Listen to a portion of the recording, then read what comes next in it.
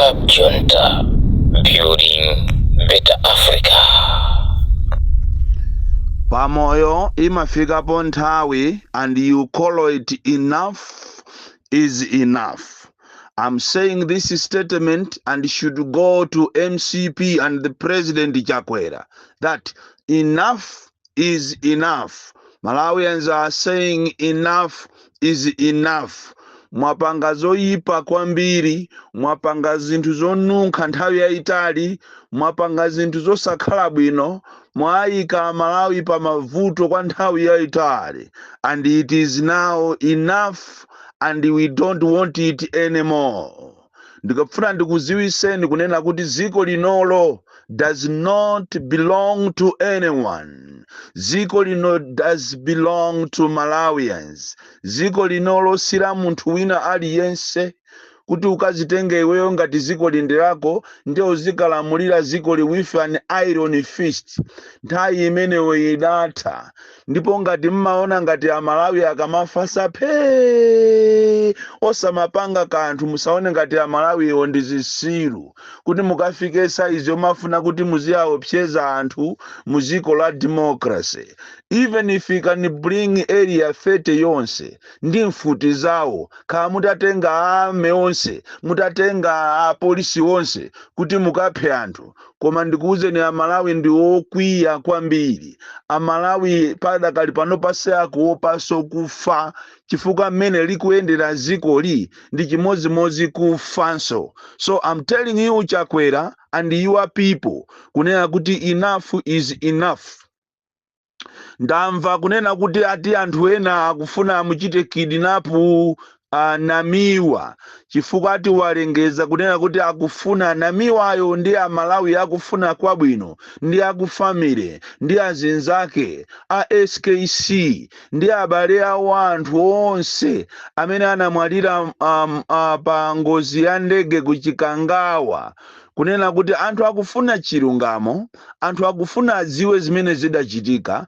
Boma up to date lilipe palibe chimene likupanga, mukungomwa mkaka kumadya masoseji. Chikaliyeni chokuchikangawa kuja kudafa anthu ambirimbiri, miyoyo ya anthu idapita kuphatikizapo vice president. Ndikuti tu vice president wa ziko, osakhala wa chipani, osakhala wa kuchalichi cha Assemblies of God.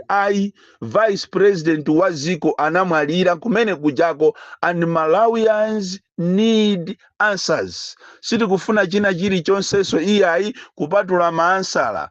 Lero mulipe palibe chimene mukupanga kukhala ngati kapena anamwalira uja si munthu ofunikira, ndipo akanamwalira olo munthu mmodzi kwa ifeyo Amalawi ndi chipinjo kale. Tikufuna tiziwe mwakhazikitsa ma commission of inquiry mbuyo mu, koma lero palibe chimene mukufuna kupangapo. Commission of inquiry iyi ya Saulo Chilima ndi anthu ena amene anamwalira pa ngozi ya ndege mukukhala ngati mukuyizembazemba.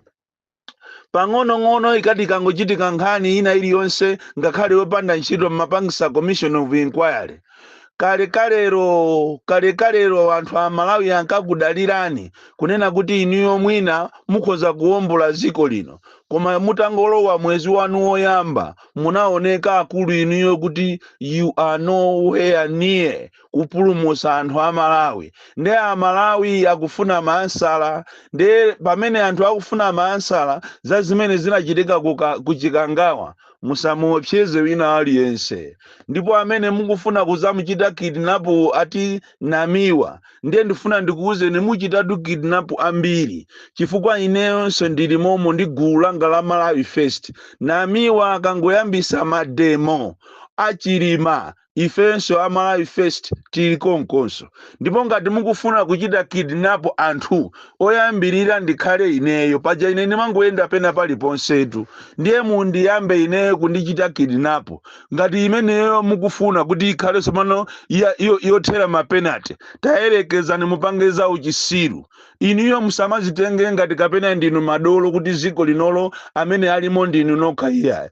Amene ajaso anamwalira aja anali dadi wa munthu, anali mzimayi wa munthu, anali ndi anache, anali ndi abale ache, anali ndi anthu ambirimbiri owasatira. Iniyo basi mukangoisiya imfa ya vice president ndi anthu ena ofunikira mu ndege muja kuphatikiza mpilot basi ikangokhala ziko lache lomwe la Malawiri.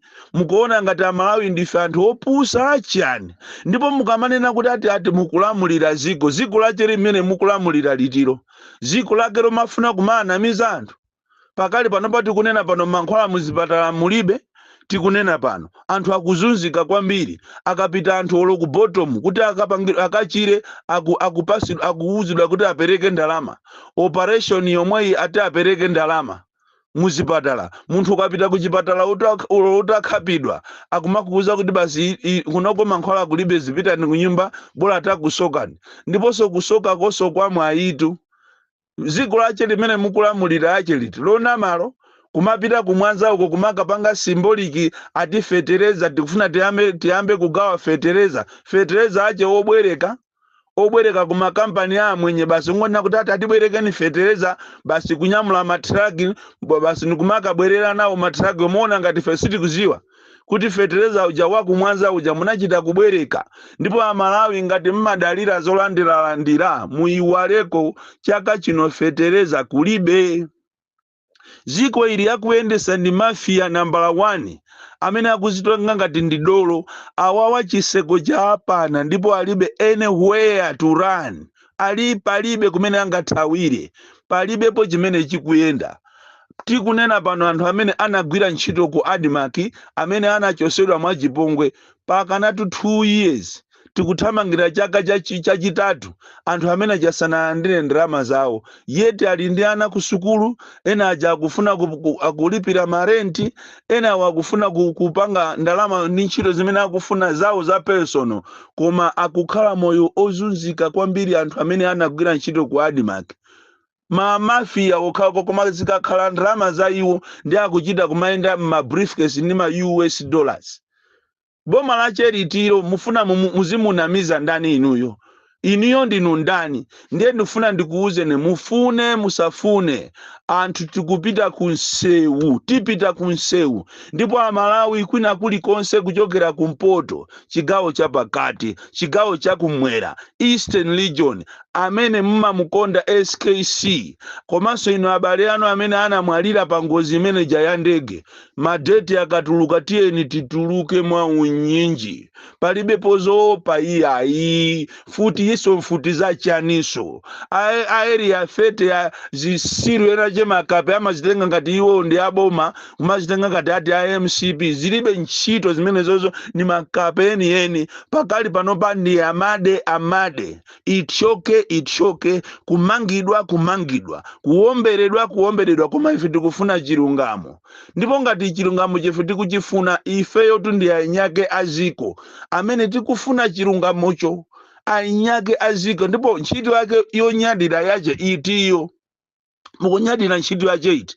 Ntchito yache ya vote ikanakhala kuti unachita kulembedwa kupita ku interview, ndikukalembedwa ndikukhala pamene pali iwepo, koma ya vote imene so anthu ati akuchose mbuja 2025.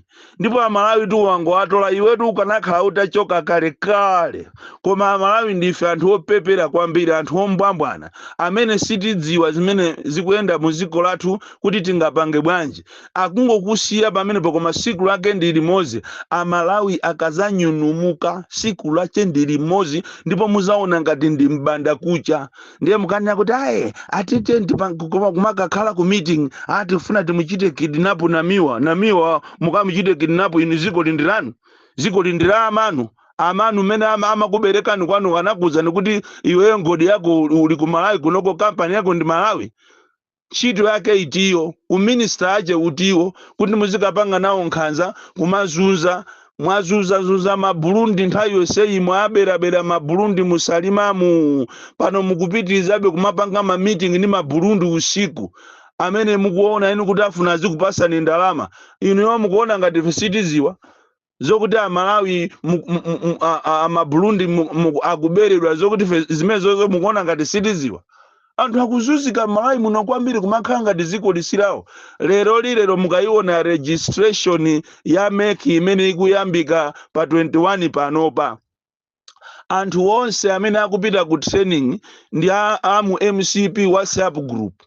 Ndipo tinu a opposition mwafasa udyo kwambiri khani ndalama zimene zikuyendazi mwafasa udyo ndi apa ma MP anu amene amati akafika pa msonkhano wa president kumalankhula motumbwa kulankhula motumbwa ngati kapena iwowo akudya bwino ngati MP uja amalankhula kumwanza uja amene uja mkama mwaje mulimano bwinobwino amene uja ndi wobereka ali ndi azibale aja amene uja kumakalankhula motumbwa kumene kuja koma ati ndi MP wa DPP osangomuchosa bwanji osamuchosa bwanji.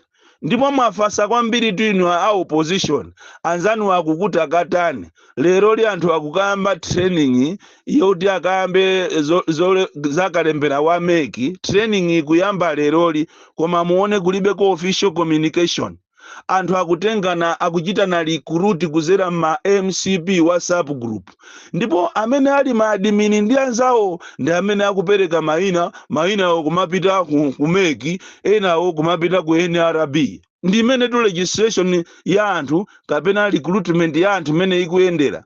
Mwafasa kwambiri a opposition ndipo peza kwamveka mbiri kunena kuti zipani zina zikulu akupita ati akagwire ntchito ndi MCP haitiziona ubwino wake atonse amene tikhala ndi moyo. Ndipo ndikupempha Mulungu kuti wina aje asamuphe nsanga iyayi akhale ndi moyo wina asamwalire akhale ndi moyo kuti azayankhe zonse zimene tikunenazi azayankhe chifukwa uyankha posachedwa pompano.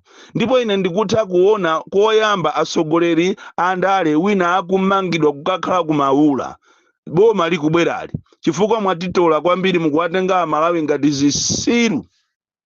Lero iniyo nkhani ya kumeki Malawi Electoral Commission mukuitenga ngati ijini nkhani ya nyumba mwanu dimba lanu mufuna basi muzipanga zinthu basi zongofuna kubera zisankho.